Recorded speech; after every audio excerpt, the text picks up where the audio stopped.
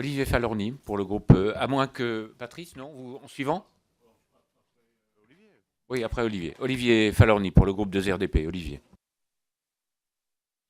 Merci, Monsieur le Président. Monsieur le Ministre, je souhaiterais aborder avec vous ce soir deux sujets. D'abord, la mytiliculture et la grave crise que traversent les professionnels depuis le début de l'année, tant en Charente-Maritime qu'en Vendée. Vous le savez, ils sont victimes de la conjonction d'événements climatiques particulièrement extraordinaires, favorables à l'action pathogène d'une bactérie, affaiblissant les moules jusqu'à exterminer la quasi-totalité de la production en baie de l'Aiguillon.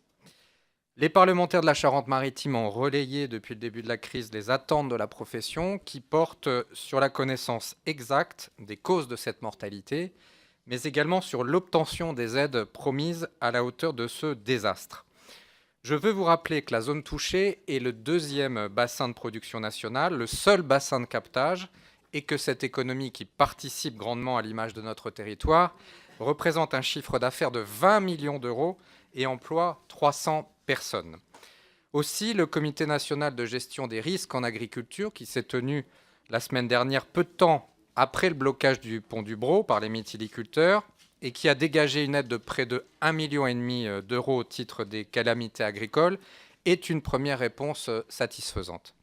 Deuxième motif de satisfaction, le fonds d'allègement des charges, le FAC, s'il n'est pas totalement consommé, il sera reversé en aide directe aux mytiliculteurs. Alors je sais vos services mobilisés sur cette question. Les représentants de la profession rencontreront, je crois, jeudi votre conseiller pêche et aquaculture. Mais toutefois, pour sortir de cette crise, je pense qu'il faut encore répondre à quelques interrogations. J'en ai 4 à vous soumettre. La première, pouvez-vous me confirmer que l'ENIM, qui est prêt à concéder des exonérations de charges pour les cotisations vieillesse, comprises entre le 1er mars et le 31 décembre de cette année, demanderait en contrepartie que le temps de navigation des personnels navigants ne soit pas comptabilisé pour les droits à la retraite? Première question. Est-ce exact? Deuxième question. Les professionnels de la baie d'Ives et de l'île d'Aix, comme ceux de Marcilly et des Nandes, qui cultivent la mouche de Bouchot, sont exclus du dispositif des calamités agricoles, puisqu'encore non touchés par la crise au moment du constat par la DPMA.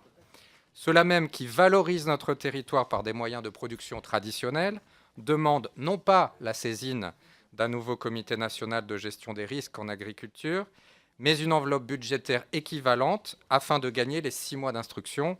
Est-il possible de répondre à cette attente?